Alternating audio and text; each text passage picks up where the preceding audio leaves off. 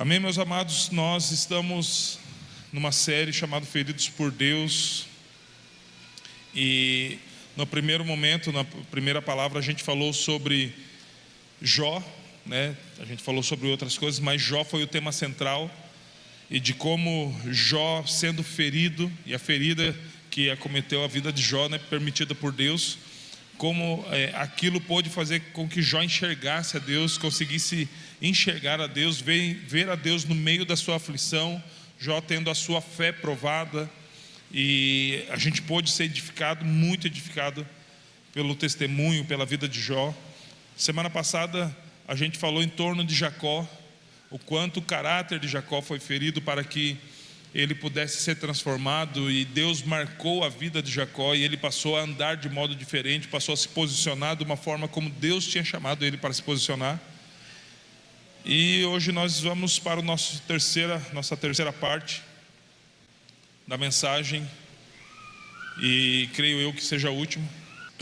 Então agora, na terceira parte dessa palavra, feridos por Deus, nós vamos caminhar por uma história. Eu convido você para conhecer a história. Para mim, uma história muito fantástica, e eu amo. Eu não sei como acontece contigo, mas quando eu conheço uma história e mergulho nela, talvez a minha profissão, né, aquilo que eu fiz grande parte da minha vida, que foi design gráfico, então eu precisava usar muito a criatividade. Então eu praticamente desenho tudo na minha mente, tudo aquilo que eu preciso fazer, ou tudo aquilo que eu leio. Então quando eu leio uma passagem e essa passagem me chama tanto a atenção, é como se eu entrasse e passeasse por essa passagem. Eu quero convidar você para isso essa noite. João capítulo 4, versículo 28. Quanto à mulher, deixou o seu cântaro, foi à cidade e disse ao povo: venham comigo e vejam um homem que me disse tudo o que eu já fiz. Não seria ele por acaso Cristo? Essa é a história de uma mulher que, ao encontrar Jesus, é ferida pela verdade de Jesus. Na verdade, ela é ofendida pela verdade de Jesus. Ela foi pegar água. Ela sai para pegar água num poço, e Jesus estava sentado junto ao poço, por volta do meio-dia. Jesus pede água, né, para que ela pudesse, da água que ela tivesse tirado, ou tirando, que ela pudesse dar água para Jesus. Só que ela questionou: como você pede água a mim, que sou samaritana? Porque tu é judeu. E aí sempre no final desse versículo diz que judeus e samaritanos não se dão. E Jesus disse a ela: se ela soubesse quem estava pedindo água a ela,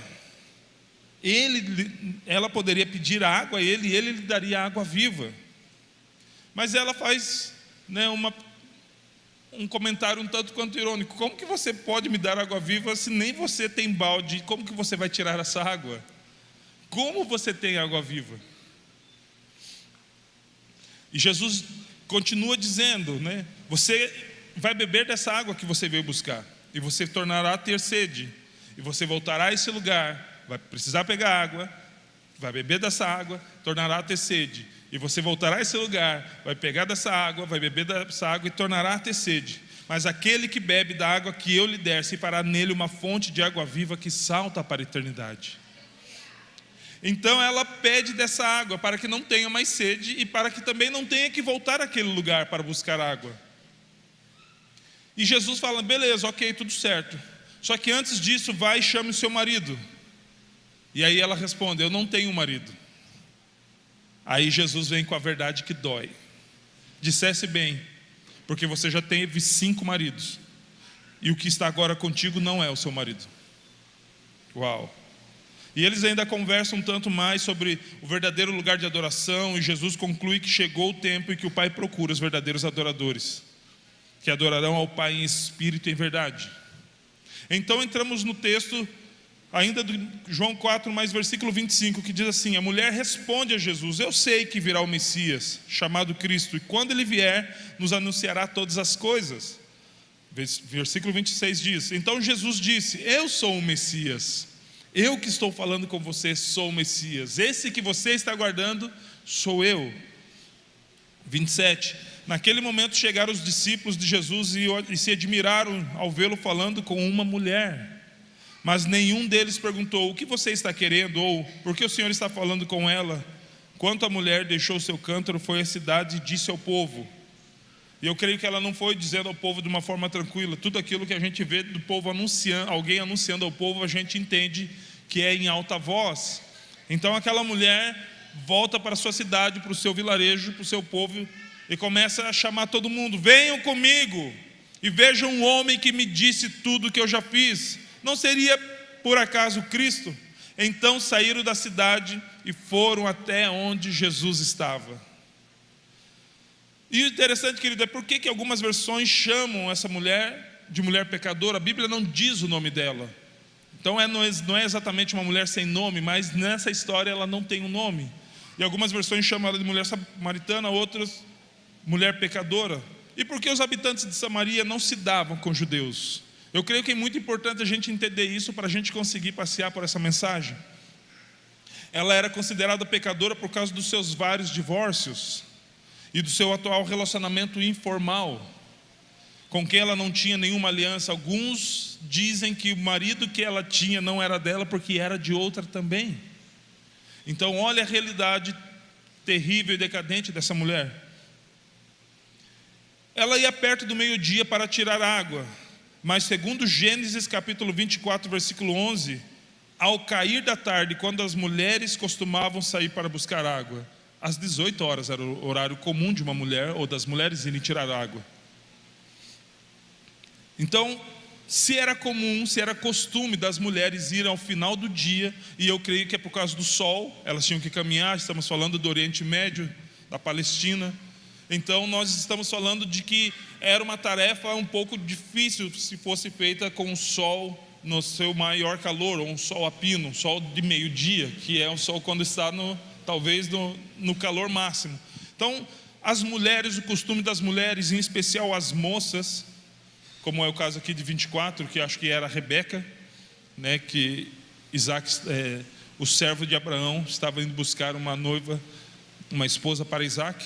Então o costume das moças, das mulheres, era sair no finalzinho da tarde, o sol mais ameno, mais tranquilo. Daí buscava água que dava pelo menos até o outro dia à tarde. Mas ela ia no meio da tarde. Ela não ia no mesmo horário que as outras mulheres iam. Por quê? Muito provavelmente a sua reputação fazia com que ninguém quisesse ficar perto dela, que nenhuma mulher ficasse à vontade perto dela. Eu não sei se já aconteceu com você, comigo já. Minha mãe, ela não tinha papas na língua, então ela falava fulano de tal, e falava o nome. Não é amizade para você, eu não quero você perto de tal pessoa, eu não quero você perto de tal pessoa, eu não quero você perto de tal pessoa. Minha mãe não era cristã, mas se fosse, ela usaria o versículo, né? As más conversações corrompem os bons costumes. Então provavelmente a mãe daquelas moças ou os maridos daquelas mulheres não gostariam de vê-las perto dessa mulher pecadora. E com certeza também essa situação dela causava uma repugnância nesse relacionamento, a ponto de nem ela ficar à vontade diante de olhares que olhavam para ela de uma forma discriminatória, porque discriminavam sim por isso. Então ela ia num horário diferente do que as outras estavam. Ela escolheu um horário onde era mais difícil ir, porque o sol estava mais quente. Então entendemos que provavelmente esse horário que ela estava indo foi porque ela entendeu que, por não estar no meio de um povo que nem gostaria que ela estivesse no meio, ela foi num horário diferente. E quantas vezes nós fazemos isso, né? Quantas vezes, porque achamos que o irmão pecou demais, porque o irmão errou demais, ou porque a pessoa pisou na bola, ela já não é mais digna de estar entre nós, então a gente se afasta dela, a ponto dela ter que escolher um horário diferente para cultuar, escolher uma igreja diferente para ir, escolher um lado da rua diferente para andar, porque somos santos demais para chegar perto dessas pessoas. Voltando aqui para a palavra. Então, além de ser uma mulher, o que a gente já sabia que não tinha tanto valor na Palestina antiga, ela era uma mulher com 5 divórcios, o 6º relacionamento informal, por isso que ela era tida como pecadora, e ela era habitante de Samaria. E Samaria não era bem vista pelo povo judeu. Porque onde nasceu Samaria? Como que surgiu Samaria? Quando morre o rei Davi, Salomão assume, e Salomão começa assumindo o reino com muita sabedoria. Só que ele se perde na sua sabedoria e adquire mulheres, 300 mulheres, 700 concubinas, e de várias nações, e se corrompe com os costumes dela. E por conta da corrupção do seu coração, Deus decide rasgar o reino que Salomão tinha. Só que ele falou: por consideração ao seu pai, eu não vou rasgar o reino quando você estiver vivo. Mas quando Salomão morre, o reino de Salomão é dividido, é rasgado. E daí nasce o reino do sul, composto pela tribo de Benjamim e tribo de Judá, e o reino do norte, com as outras 10 tribos, cuja capital era Samaria. E esse reino do norte, ele se desviou muito do Senhor. Quando a gente lê 1ª, 2ª Reis, ou 1ª Crônicas, 2ª Crônicas, a gente vai ver uma frase que é muito comum. Se você não leu, eu quero inspirar você a ler. E uma frase, infelizmente, muito comum é: e o rei tal fez o que era mal aos olhos do Senhor, e se afastou do Senhor. E o rei tal não seguiu pelo caminho dos seus pais, antes fez o que era mal aos olhos do Senhor. E grande parte dos reis que fizeram o que era mal aos olhos do Senhor pertenciam ao reino do norte. Então eles passaram a ser considerados uma nação impura pelos judeus, e se torna a parte mais corrompida dessa divisão, a mais afetada por costumes pagãos e por idolatria. E tem como seu governante, como seu rei, um dos piores, na minha concepção, o pior rei que existiu em toda Israel: Acabe, esposo de Jezabel. Eles moravam em Samaria. Então a má fama de Samaria era de uma terra sem aliança. E engraçado, interessante, e Cristo incidentemente era a mesma condição daquela mulher que se encontrava com Jesus, alguém sem aliança. E o interessante também é que existiam rotas alternativas. Sempre que os judeus desciam ou desejavam ir a Galileia, alguma cidade próxima a Galileia, tinha que passar por Samaria. Mas eles preferiam, principalmente os judeus mais ortodoxos, eles preferiam fazer uma rota alternativa mais longa para não passar por Samaria. Eles preferiam pegar um caminho alternativo mais longe para não passar por Samaria. Para quê? Para que eles não contaminassem os seus pés com aquela terra pecadora. Então nós temos o panorama de uma mulher que, com 5 maridos, o 6º relacionamento, também sendo samaritana, e a gente entende quem é essa mulher e o que ela representa. Mas uma coisa, e glória a Deus por isso, quando a gente sabe dessa coisa: Jesus não pega atalhos e Jesus não desvia rotas. Glória a Deus por isso. João 4, versículo 3 ao 4 diz: deixou a Judéia, retirando-se outra vez para a Galileia, e era-lhe necessário passar pela região de Samaria. Aqui está falando sobre Jesus, né? Houve um burburinho, sempre há um burburinho, por conta, né, de quando Jesus estava, principalmente por parte dos fariseus, e falaram que os discípulos de Jesus estavam batizando mais do que os discípulos de João, se bem que não eram os discípulos de Jesus que batizavam, não era Jesus que batizava, e sim os discípulos. Então Jesus, nesse momento, ele decide deixar a Judéia e ir a Galileia outra vez. E aqui a Bíblia fala algo poderoso: era necessário passar pela região de Samaria. Se historicamente reconhecemos e entendemos que existiam rotas que não precisavam passar por Samaria, por que a Bíblia diz que era necessário que Jesus passasse por Samaria? Será que Jesus estava cansado e porque passando por Samaria era a rota mais curta? Será que Jesus gostaria de repente rever alguns amigos? A palavra necessário nesse versículo 4 de João, no grego significa die ou dei, que traduzido é necessidade estabelecida pelo conselho e decreto de Deus. Ou seja, não foi à toa, não foi sem propósito que Jesus decide passar por Samaria. Foi por conselho e por decreto de Deus que Jesus decide passar por lá. E qual é o conselho e decreto de Deus? O motivo que Jesus passou por Samaria era um decreto estabelecido por Deus para salvar uma mulher pecadora e através dela toda uma cidade. E a gente precisa tomar muito cuidado com toda a dramaturgia em torno da Bíblia, filmes, séries, e para que a gente tome os devidos cuidados, nós precisamos conhecer a Bíblia. A passagem da mulher samaritana deixou, eu acho fenomenal. E tem uma parte que Jesus diz: eu vim por sua causa. Eu falei, e daí aquelas partes que a gente fala, misericórdia, não está exatamente isso na Bíblia. Mas quando eu fui ver no grego o necessário, não era apenas porque era um caminho mais curto, não era porque era um povo que sofria preconceito e Jesus precisava passar por lá para fazer a figura do paz e amor. Não, era porque existia um propósito de Deus para a vida daquela mulher. É porque Jesus sabia que naquele horário não tinha ninguém além daquela mulher. Era uma conversa a sós, onde ninguém poderia atrapalhar. Foi totalmente intencional Jesus passar por aquela cidade, porque foi um decreto estabelecido por Deus. Então, foi verdade, Jesus foi a Samaria por causa de uma mulher que a Bíblia não cita o nome. E cara, eu fico mais apaixonado por Jesus por conta disso. Por quê? Porque não foram as nossas qualidades que fizeram com que Jesus viesse até nós. Foram os nossos pecados. Porque se nós não tivéssemos pecados, se a nossa multidão de pecados não ferisse a Deus, não ofendesse a Deus a ponto dele querer derramar, despejar sua ira por nós, se fôssemos tão santos quanto nós imaginávamos ser, Jesus não precisava nem descer ao mundo, muito menos passar por Samaria.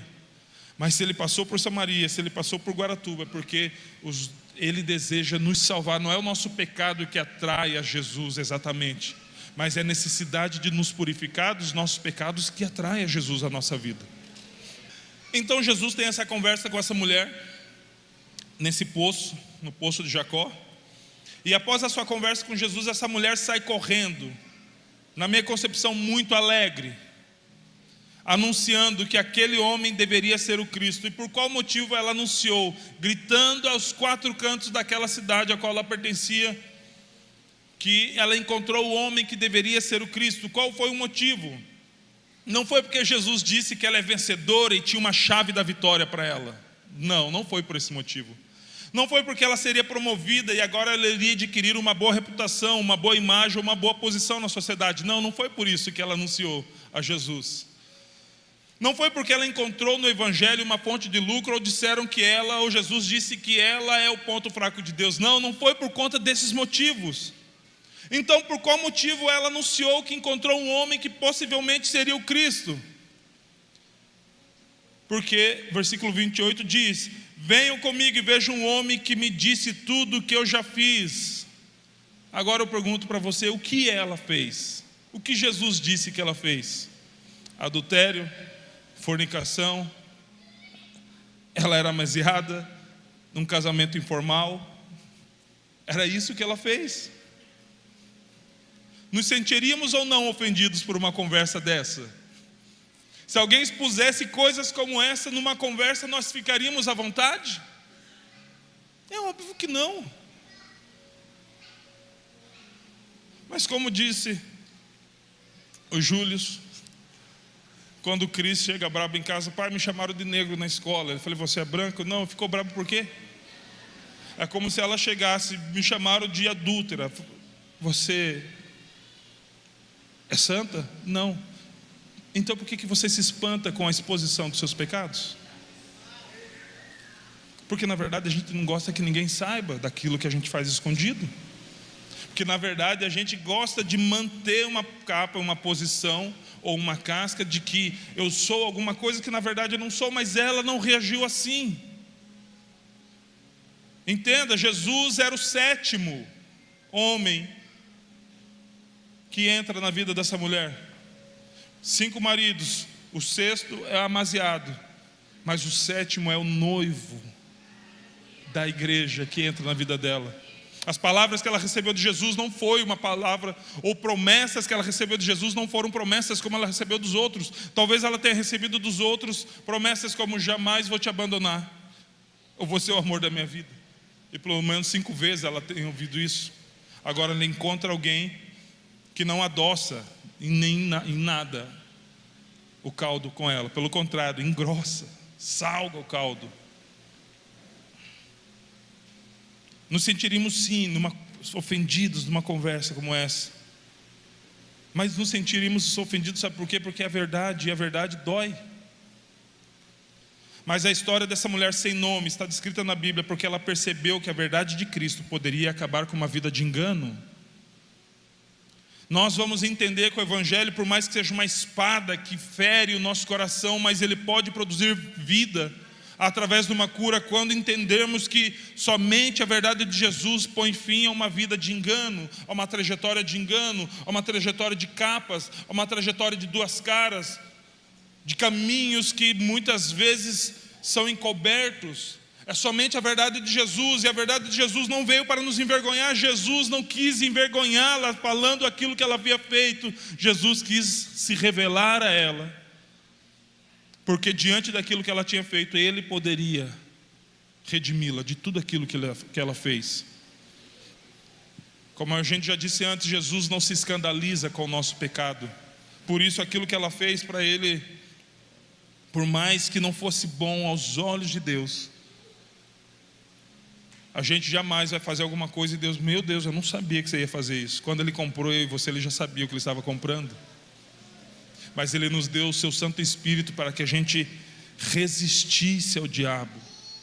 Ele nos deu a sua palavra para ela habitar ricamente em nós e a gente conseguisse vencer as aflições desse mundo. Mesmo sabendo quem nós éramos, mesmo sabendo quem era essa mulher, Jesus veio para mudar a história dela.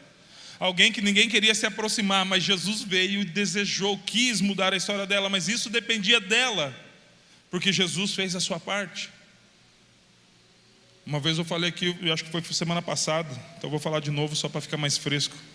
Quando eu fiz EIFOL, eu imaginei que agora eu descobri algumas coisas que explicam, não justificam, mas explicam alguns comportamentos que eu tenho.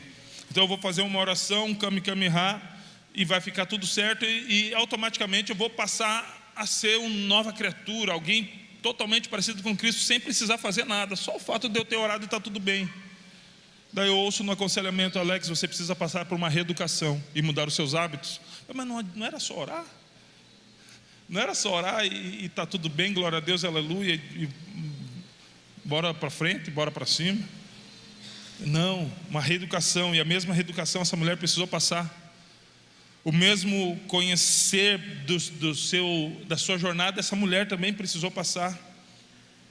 Então ela diz alegremente, anunciando que encontrou o Messias, porque ele disse o que ela tinha feito.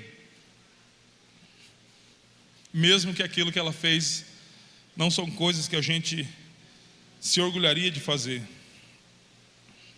Ela entendeu que a vida cristã não é sobre lugares físicos, não é sobre religiosidade, não é sobre cerimônias ou cerimoniais, mas é sobre estar em espírito e em verdade. Porque foi isso que ela aprendeu de Jesus naquele momento, que Deus está procurando, o Pai está procurando os verdadeiros adoradores que adoram o Pai em espírito e em verdade. E porque Jesus anunciou a ela, ela entendeu que ela poderia ser essa pessoa que Deus procura. Imagine Jesus conversando com alguém totalmente depravado aos olhos da sociedade, apresentando a ela a possibilidade dela se tornar uma verdadeira adoradora, porque a discussão era, devemos adorar a Deus aqui ou no templo em Jerusalém, como os judeus dizem. Jesus falou, ei, os verdadeiros adoradores não adoram apenas num templo, ou não estão presos com a sua adoração num lugar específico, eles adorarão ao Pai em espírito e em verdade, porque são esses que o Pai procura. E se Ele apresentou, é como se Ele estivesse dizendo a ela, e você pode ser uma delas. Enquanto os outros homens apresentavam a ela propostas indecentes, Jesus apresentou a ela a proposta de se tornar uma verdadeira adoradora, mesmo tendo uma história como ela teve. A convicção de que ela tinha encontrado a verdade alcançou toda uma cidade. A convicção de um encontro que talvez não durou mais do que meia hora. A convicção, a certeza que ela tinha de um momento onde ela foi confrontada com a sua vida. A convicção dela fez com que ela alcançasse uma cidade toda. Será que as pessoas conseguem encontrar certeza naquilo que nós cremos? Será que ao ser perguntado pela razão da nossa fé, nós conseguimos afirmar com certeza os ensinamentos que nós temos recebido de Cristo? Ou é muito, talvez, eu acho, há uma possibilidade? Ou estamos certos ou não, porque a fé é a convicção, é o firme fundamento das coisas que não se veem, é a convicção das coisas que se esperam, ou seja, não há sombra de dúvidas. É interessante ver que uma mulher com um passado terrível, em menos de meia hora de conversa, adquire uma convicção que eu confesso para você que eu não sei se eu tenho. João 8,32 é o que ela conheceu: conhecereis a verdade, e a verdade vos libertará. Mesmo que a sua condição de mulher adúltera, divorciada, produzia para si uma mancha diante da sua sociedade e da sua cidade, mas a sua verdadeira conversão convence toda uma cidade por conta da sua fé inabalável. As pessoas não se importavam mais com o passado daquela mulher, e vamos dizer que o passado dela era um tanto quanto presente, era meio que recente ainda, porque foi no dia. Ela não foi embora e voltou 6 meses depois. Ela foi pegar água e voltou sem o cântaro, inclusive. Mas eles deram ouvidos à mensagem de alguém que, por mais que tenha sido ferido por Deus, encontrou cura. Viram nas palavras e no olhar daquela mulher que ela não era mais a mesma, porque ela se submeteu. Até as pessoas daquela cidade, que se consideravam justas, aceitaram o fato de que precisavam de Cristo, porque veio toda a cidade, toda aquela cidade. Uma mulher considerada pecadora por todas as províncias, inclusive a qual ela morava, volta anunciando que encontrou alguém que disse tudo o que ela fez e que porventura seria o Cristo. Então toda a cidade vai ver quem ela viu. Toda a cidade corre para lá, até os que se consideram justos, até os que se consideram santarrões, descem do pedestal e entendem que precisam de fato conhecer a Cristo. Entende que, indiferente dos problemas, porque muitas vezes a gente acha que Jesus veio para resolver nossos problemas, os nossos BOs. Ele tem poder para isso, para muito mais. Só que se a gente ficar cultivando o evangelho de que Jesus vem resolver problemas, as pessoas que não têm problemas então não precisam vir para Jesus? Se Jesus veio somente resolver os meus problemas financeiros, pessoas que não têm problemas financeiros não precisam de Jesus? Se Jesus veio apenas resolver os meus problemas conjugais, então as pessoas sem problemas conjugais não precisam de Jesus? E existem pessoas lá fora sem Jesus que não têm problema conjugal, queridos, durma com essa. Isso chama graça comum. Pessoas que se beneficiam de coisas boas que nós deveríamos nos beneficiar e às vezes não nos beneficiamos. E Jesus não tem nada a ver com isso. É porque somos cabeça dura. Jesus não veio resolver as nossas, embora Ele tenha muito poder e possa resolver sim o seu problema pessoal, o seu problema financeiro, o seu problema conjugal, mas Jesus veio para fazer e estabelecer em nós princípios eternos. Jesus não veio morrer numa cruz, Deus não matou o seu filho pelado e sanguentado numa cruz para resolver 90 anos da nossa vida. Não foi para isso que Ele veio para nos impedir de experimentar a ira de Deus derramada sobre a nossa vida, que duraria toda uma eternidade. Então, se nós não enfrentaremos a ira de Deus, enfrentaremos o quê? Ou nos beneficiaremos do quê? Da graça eterna de Deus, onde viveremos bem com Cristo aqui e depois da morte. Por isso que as portas do inferno não prevalecem, o Hades não prevalece contra a igreja de Deus, porque a morte é apenas uma vírgula, querido. Então, Ele pode nos dar graça, nos dar força, sabedoria e meios estratégicos para resolver os nossos problemas? Sim. Ele vai fazer isso por nós? Não. Como diz aquelas negonas dos Estados Unidos, não. Em nenhum momento. Onde é que nós vimos isso na Bíblia? Não. Ele veio escrever o nosso nome do livro da vida. As demais coisas relativas ou relacionadas ao nosso nome é a gente que vai resolver. Agora, quanto à eternidade, é Ele que faz. Então, alguns fatos ocorreram nessa passagem. Primeiro, Jesus feriu o orgulho daquela mulher. Pode alguém se orgulhar de uma vida daquele jeito? Pode alguém se orgulhar de uma vida assim? Talvez não, talvez sim. Hoje em dia, principalmente, né? Mas naquela época eu creio que não. Mas o fato dela viver assim fez com que essa mulher precisasse achar força para lidar e conviver em sociedade. A situação dela não era uma situação fácil. Então ela precisou ser forte da forma que ela encontrou ser forte para lidar com aquela situação, porque ela não poderia viver escondida. Ela precisava viver, encontrar situações, enfrentar os olhares, saber lidar diante das críticas, das fofocas. Ela precisava saber lidar com isso. E muitas vezes as condições das nossas próprias vidas nos fazem saber lidar com situações do nosso cotidiano, do nosso passado, do nosso presente, tais como orfandade, ausência paternal, fracassos, doenças, limitações, problemas financeiros, preconceitos e outras coisas. E para transpor essas barreiras precisamos ser fortes e posicionados em relação a isso. E está tudo bem, não tem problema algum nós sermos resilientes e nos tornarmos fortes da história que nós passamos. Não tem problema algum, querido. Eu até, de fato, de verdade mesmo, muitas pessoas que se tornaram resilientes de acordo com as dificuldades que elas enfrentaram, eu me admiro muito. Porque como dificuldades têm capacidade de tornar pessoas fortes. E talvez foi o que aconteceu com essa mulher. As dificuldades e circunstâncias da vida dela tornaram ela forte. Porque a única forma de ou a gente ficar chorando que nem um bebê perdido na praia, ou a gente fica forte e enfrenta situações. E muitas vezes tem que conhecer Jesus. É comum e glória a Deus por isso, está tudo certo. Só que muitas vezes quando nós encontramos a Cristo passando por essas situações, ou já tendo passado, nós nos encontramos com Cristo tendo essas convicções já firmadas em nosso coração. Nós apanhamos tanto no mundo que a gente chega diante de Deus com as nossas certezas já estabelecidas, com os nossos sofismas já fortalecidos no nosso coração, assim como essa mulher que ficou dando nos dedos de Jesus. Na conversa ela ficou meio que desviando: mas você não tem água para tirar. Não, então já que você tem essa água, me dá de beber, que daí eu não preciso voltar aqui, porque não preciso mais ter sede, não preciso mais ficar também tendo que olhar as pessoas frente a frente, ou me dispor de tantos metros ou quilômetros para vir carregar uma água. Talvez quem ela se tornou por causa de dificuldades estava impedindo ela de conhecer Jesus de fato. A história da nossa vida, querido, cada um que tem uma história. Algumas são tristes, outras mais tristes ainda. Tristes. É só para não travar a língua. E outras mais tristes ainda. Outra um pouco mais fácil. E você percebeu que se firmar o pé que precisa passar indiferente das dificuldades te faz alguém forte?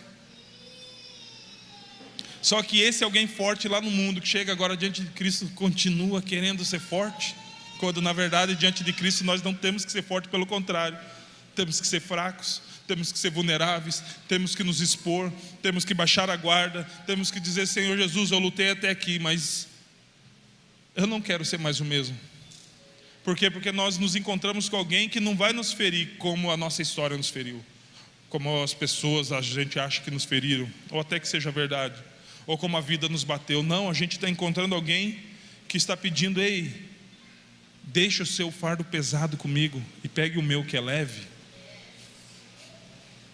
Mas não, a gente não, é porque eu sofri muito, porque de fato eu tive essa história difícil mesmo, e eu não sei se eu posso confiar em Ti, Jesus. Alex, eu nunca falei isso para Jesus, mas então por qual motivo a gente demora anos para nos entregarmos a Deus completamente? Se isso não é verdade, por que a gente está domingo após domingo, culto após culto, célula após célula, discipulado após discipulado, TSD após TSD, e a nossa entrega a Jesus é vagarosa, é lenta? É porque nós ainda estamos com os fundamentos antigos ainda estabelecidos. Deixa Jeová pegar um martelo, uma marreta e quebrar tudo isso, querido. Permita que Ele faça coisas novas. Enquanto a gente ficar preso ao quanto a gente foi forte anteriormente, a gente não vai conseguir ser fraco diante dele, porque quando estamos fracos diante dele, é aí que nós somos fortes, é aí que de fato existe uma força em nós. E essa mulher, ela baixou a guarda, ela entendeu que precisava baixar a guarda quando o seu orgulho foi ferido. E diga, vamos reconhecer, é fácil baixar a guarda quando o nosso orgulho é ferido? Pelo contrário, a gente já ergue mais ainda. Não, você está vindo para cima de mim, você está me ofendendo? Então é nós. 5 minutinhos sem perder a amizade. Ela teve o seu orgulho ferido e ela baixou a guarda, porque alguém forte encontrou um homem mais forte ainda. Alguém forte entendeu que a sua história não precisava ser a mesma diante daquilo que Jesus estava propondo para ela. Então, precisamos permitir que Jesus arrume a nossa bagunça. Alex, eu não tenho uma vida bagunçada, então permita que Ele bagunce a sua arrumação. Porque a gente sempre pensa de nós mais do que convém. Alex, a minha vida está toda certinha. Então deixa Jesus entrar no quarto da bagunça. Naquele que você, acho que isso aqui eu vou usar, vou guardar. Esse guarda-chuva só está com uma lasquinha, vou guardar. E daí perto do verão, onde vem os parentes, você precisa liberar um quarto, você vai fazer a faxina da primavera. E você começa a tirar essas coisas. Eu falei, misericórdia, despejar um caminhão aqui, porque não para de sair coisa desse quarto, não para de sair coisa daqui, e a gente vai achando, nossa, isso aqui eu achei que ia usar 15 anos atrás, eu acho que eu vou usar ainda, e guarda de novo. E a gente faz isso com as nossas emoções, com a nossa vida espiritual, quando a gente já deveria se afastar das coisas que nos fazem mal, a gente guarda no nosso quarto de bagunça. Deixa Jesus entrar aí e fazer aquela bagunça, jogar tudo para fora. Ele consegue organizar tudo e colocar no lugar. Na verdade, Ele não vai fazer isso, Ele vai te ajudar a fazer isso. E se prepare que no outro ano você vai precisar fazer de novo. Então permita Jesus entrar nesse lugar. Outro fato, qual é o motivo pelo qual os discípulos não estavam? Porque estava Jesus e ela, amém? Versículo 27, naquele momento chegaram os discípulos de Jesus e se admiravam ao vê-lo falando com uma mulher. O que eles foram fazer? Comprar comida. Então eles se admiraram ao ver Jesus falando com uma mulher. Mas nenhum deles perguntou, o que você está querendo? Ou, por que o Senhor está falando com ela? Eles ficaram na deles assim, né?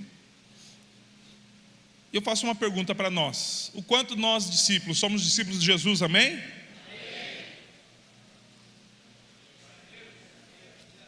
Eu acho que eu falei rápido demais, eu vou repetir a pergunta. Somos discípulos de Jesus, amém? E quanto nós discípulos atraímos pessoas a Cristo? O quanto? Será que nós temos atraído pessoas a Cristo? Antes dessa mulher chegar, os discípulos tinham ido à cidade comprar alimentos, a pedido do próprio Jesus, pois ele sabia que ela provavelmente não se aproximaria se eles estivessem presentes, ou eles nem deixariam que ela se aproximasse. Quantas vezes afastamos pessoas de Cristo, pois tratamos elas como indignas de serem salvas? Achamos que não são aptas ao Evangelho. Ou muitas vezes temos queimado o filme de Jesus, a ponto da pessoa falar, cara, se Jesus se parecer com você, eu não quero Jesus. Às vezes é melhor a gente nem dizer que é crente, vivendo de uma forma que causa repulsa nas pessoas, com testemunho fake. Nossa conduta muitas vezes não condiz com as nossas belas palavras. Temos um belo discurso, uma bela eloquência. Sabemos colocar versículos excelentes e bonitos no nosso Instagram, nas nossas redes sociais. Mas as pessoas não conseguem chegar a Jesus através de nós. Será que Jesus não tem que mandar a gente para a cidade comprar comida? Quando Ele tiver que conversar com determinados tipos de pessoa? Se a gente fosse fazer uma lista de pessoas que gostaríamos de ganhar, ela preencheria os requisitos? Essa mulher preencheria os requisitos das pessoas que nós gostaríamos de formar líderes? Não é Tadel, mas vamos entrar nessa. Das pessoas que a gente gostaria que fossem discipuladores no nosso setor, na nossa célula. Ela preencheria, a história dela nos fascinaria, nos atrairia e chamaríamos ela para perto. Eu falei, não, é bom ter cuidado. Cuidado que essa mulher pode roubar o seu marido. Cuidado com a irmã lá, está conversando com aquele homem. Eles se admiraram de Jesus estar conversando com uma mulher. Muitas vezes a nossa religiosidade tem afastado pessoas de Cristo, porque temos estabelecido padrões que Jesus não estabeleceu. Eu vi um homem falar, não sei se é Luiz Hermínio, não sei, mas falou, Jesus é o caminho, e muitas vezes nós temos sido o pedágio, que se não pagar o preço certo, não entra. Hebreus capítulo 12, versículo 13, diz assim, façam caminhos retos para os seus pés, para que nós sejamos o super gospel, não, para que o manco não se desvie, mas seja curado. Procurem viver em paz com todos e busquem a santificação, sem a qual ninguém verá o Senhor. Amém, glória a Deus. Cuidem para que ninguém fique afastado da graça de Deus. O mesmo versículo que fala para a gente buscar a santificação, que sem a qual ninguém verá o Senhor, também fala para a gente cuidar para que ninguém se afaste da graça do Senhor. A santidade não nos torna alguém superior, a santidade nos torna alguém servo. A santidade que nós buscamos em Deus nos torna alguém que pode ser ressaltado a nossa jornada se Cristo for evidenciado. Se eu for evidenciado pela santidade que eu vivo, então eu não vivo uma santidade. Se as pessoas não conseguirem ver a Jesus através da santidade que eu vivo, então eu não vivo santidade. Pode ser qualquer outra coisa, mas o que é santificação? O fato do Espírito Santo habitar em mim e trazer essa natureza a mim. E se isso não me fizer parecido com Cristo, não fizer com que pessoas vejam a Jesus, então muito provavelmente eu estou me santificando da forma errada. Cuidem para que ninguém fique afastado da graça de Deus. A nossa santificação precisa fazer com que as pessoas se aproximem da graça de Deus. E que nenhuma raiz de amargura brotando cause perturbação, e por meio dela muitos sejam contaminados. Nós precisamos entender que com a nossa conduta, ou nós somos sal da terra, aleluia, ou nós somos água morna. E de acordo com o Apocalipse, a água morna causa enjoo, náuseas, vontade de Deus vomitar. Já o sal da terra causa sede. Quando as pessoas veem o nosso evangelho, algumas vão vir contra, e glória a Deus por isso. A Bíblia diz que aqueles que desejam viver piamente por amor a Cristo padecerão perseguições, e glória a Deus por isso. Mas ao expor Jesus, ao viver, ao caminhar, ao ir pelo caminho, causamos enjoo ou sede. As pessoas têm sede de conhecer a Jesus ou não querem conhecer a Jesus. É bem verdade, principalmente nos tempos atuais, que muitas pessoas, até ouvi uma esses dias, né? Jesus é legal, o problema é o fã-clube. Só que se eles lerem a Bíblia, eles vão falar, além do fã-clube, o problema é Bíblia.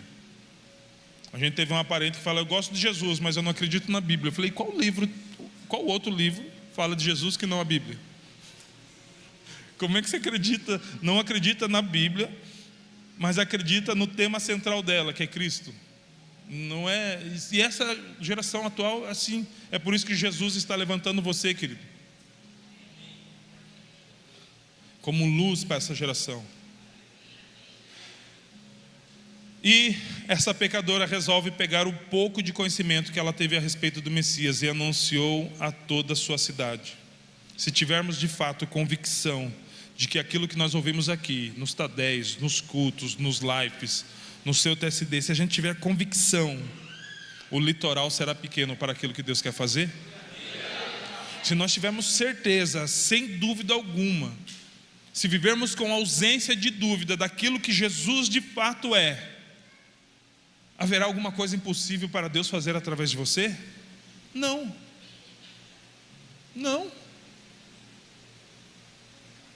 O litoral será pequeno para tudo que Jesus deseja fazer, se caminharmos com convicção daquilo que aprendemos em Cristo. E por último, fique de pé por gentileza. Tudo isso que a gente viu, todo esse panorama que a gente presenciou aqui da vida dessa mulher, da transformação dessa mulher, do impacto que ela causou, tudo isso aconteceu porque ela resolveu deixar o cântaro para trás. Só isso. Só aconteceu porque ela resolveu deixar o cântaro para trás. Versículo 28 de João 4. Quanto a mulher deixou o seu cântaro, foi a cidade de seu povo. Qual que era a missão dessa mulher antes de se encontrar com Jesus? Tirar a água do poço. Ela estava focada no seu objetivo, de ir até o poço de Jacó, tirar água e voltar. Não fazia parte do objetivo dela encontrar ninguém. Só que quando ela encontra Jesus, a sua missão muda. Quando ela encontra Jesus, o objetivo de vida dela muda. quando ela encontra Jesus, ela entende e atende uma necessidade maior do que a sua necessidade. Se continuamos com os mesmos projetos, planos, necessidades iguaizinhos, sem mudar uma vírgula, depois de encontrarmos Jesus, nós não encontramos Jesus. Alex, mas ela não vai mais beber água, nunca mais na vida vai. Tenho quase certeza que ela voltou a buscar o cântaro depois que ela foi levar a cidade toda até Jesus, que estava no mesmo lugar. A Bíblia não diz, mas eu creio que falar, agora sim eu vou continuar fazendo o que eu vim fazer, mas somente depois de ter atendido uma necessidade maior. É impossível que um ser humano sobreviva sem água. Por isso que ela precisou sim tomar água depois. Não foi por osmose, não foi por ler a palavra que a sede física dela seria saciada, mas por encontrar a Jesus, a espiritual foi. Porque ela, ao encontrar Jesus, percebeu que nada mais importava. Eu não estou falando sobre abandonar tudo que supre as suas necessidades, querido. Não é sobre isso que eu estou falando. Nós estamos falando sobre alguém que precisa ser o primeiro. Sobre alguém que precisa ser o primeiro. Sobre alguém que precisa ser o primeiro. Porque grande parte das nossas frustrações teriam sido evitadas se Jesus fosse o primeiro. Muitos arrependimentos não precisariam ter acontecido se Jesus tivesse sido o primeiro. Muitos caminhos de volta que fizemos e ainda talvez tenhamos que fazer não precisariam ser feitos se Jesus fosse o primeiro. Muitas decisões que tomamos, isso nos trouxe transtornos, e essas decisões nos trouxeram problemas e nos trouxe frustração, e não precisava ter acontecido isso se Jesus fosse o primeiro. Muitos divórcios não precisaram ter acontecido se Jesus fosse o primeiro. Muitas alianças e sociedades que deram ruim poderiam não ter dado ruim se Jesus fosse o primeiro. Alex, eu nunca deixei de amar a Jesus. Eu creio muito em você, querido, e não estou dizendo o contrário disso. Alex, eu ando com Jesus juntinho a mim, glória a Deus por isso, e estamos juntos, eu também, querido. Mas a verdade é que se Jesus fosse primeiro, muita história triste não precisaria ter sido contada.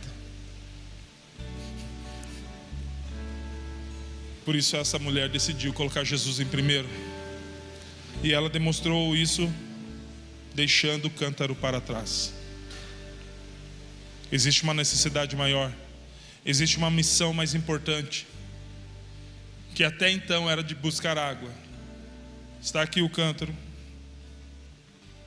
provavelmente já estava cheio, mas a urgência, a prioridade, a primazia, a primícia, que não é apenas uma oferta em janeiro, é uma decisão diária de colocar Cristo em primeiro lugar. Dar as primeiras coisas para Cristo é honroso demais e muito nobre, queridos. Continue fazendo isso, mas é o lado mais fácil. Agora, colocar a vontade dele como prioridade, colocar ele como primícia, não apenas as nossas finanças, algumas coisas que nós fazemos, mas Jesus, tu és o primeiro. Não é tão fácil assim, porque na oração de seja feita a sua vontade, tem muito da minha vontade misturada nessa oração, tem muito dos meus desejos, tem muito sim, Senhor, eu já sei como fazer. Então se a sua vontade for igual à minha, faz. Essa mensagem é para nós, queridos. Passa por mim primeiro, fere a mim primeiro. Então deixa teu cântaro para trás. Vai ter um momento que você vai reencontrá-lo novamente. Entregue tudo o que você precisa. Deixe com Cristo tudo aquilo que você precisa, porque Ele é a única coisa que você precisa.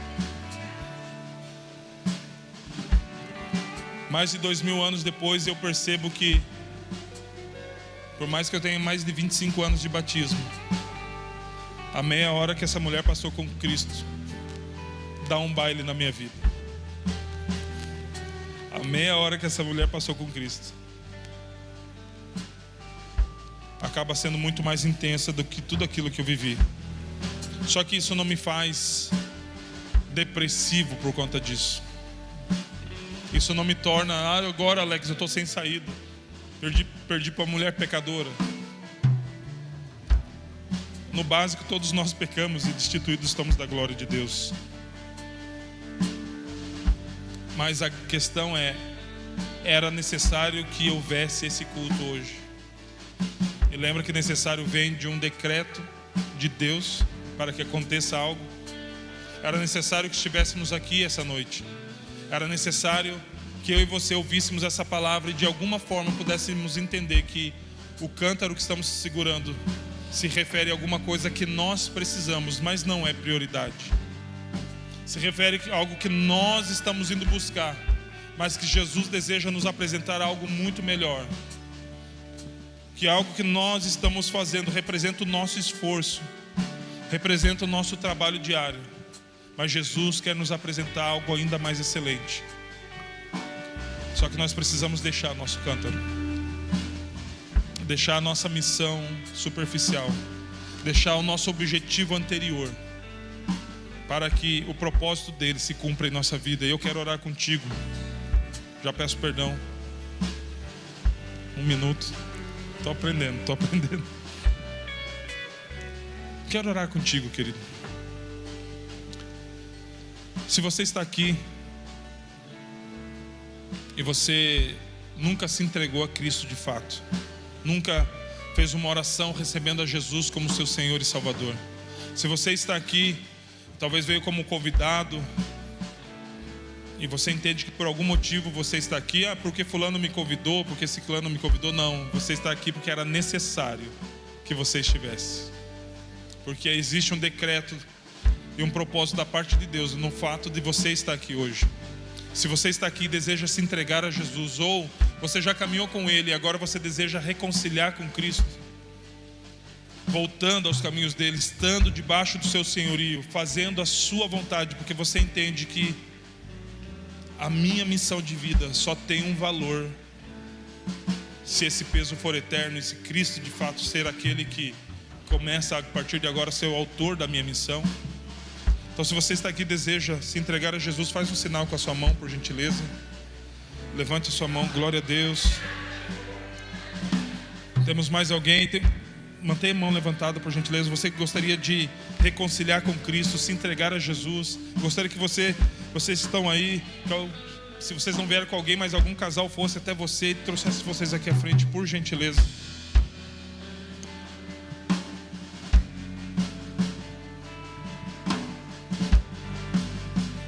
Enquanto essa canção vai sendo tocada, gostaria que você... Glória a Deus. Gostaria que você ouvisse essa canção, e se você sentisse um desejo no coração de se entregar a Jesus e de voltar para os caminhos dele, vai saindo do seu lugar, por gentileza.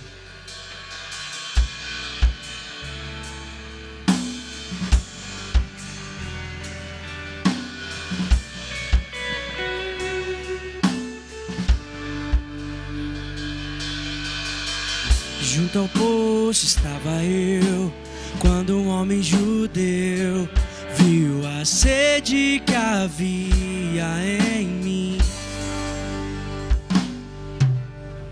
Sem me ouvir, conheceu e me ofereceu uma água que jorra sem fim. Dá-me de beber, pois tenho sede. Não quero mais buscar em outras fontes.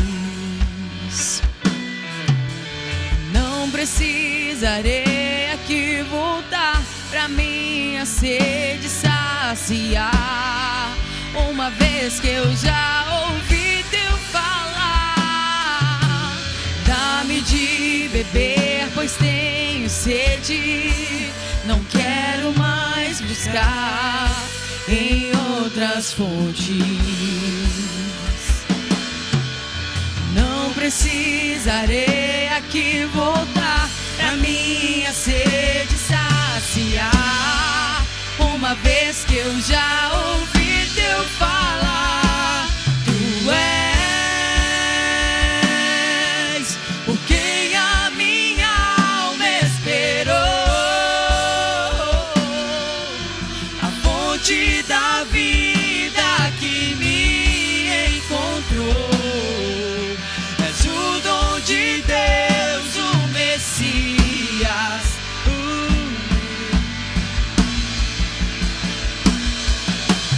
Quero beber do teu rio, Senhor.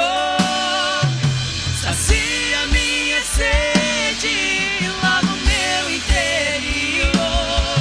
Eu quero fluir em tuas águas. Eu quero beber da tua fonte, fonte de águas vivas.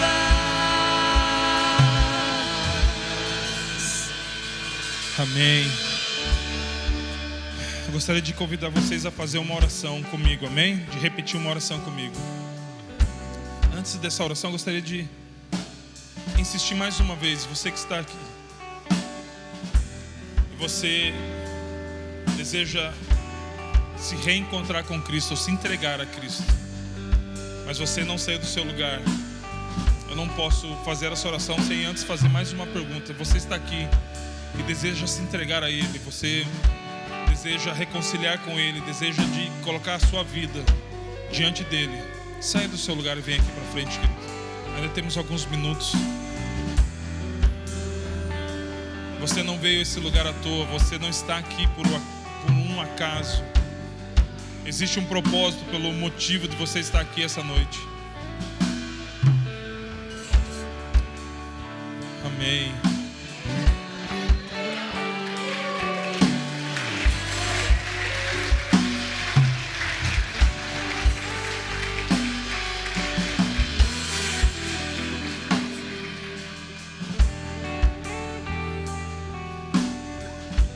Nós vamos fazer uma oração, vocês repetem comigo, por gentileza.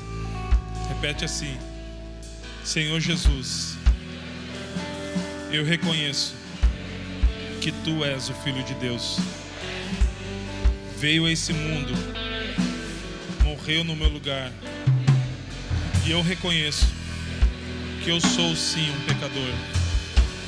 E eu te peço, Senhor Jesus, perdoa os meus pecados, apaga as minhas iniquidades, escreve o meu nome no teu livro.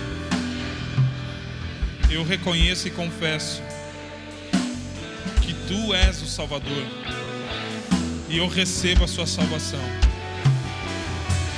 Em nome de Jesus. Amém. Amém. Aplauda o Senhor. Receba um abraço. Receba um abraço dessa pessoa que está contigo.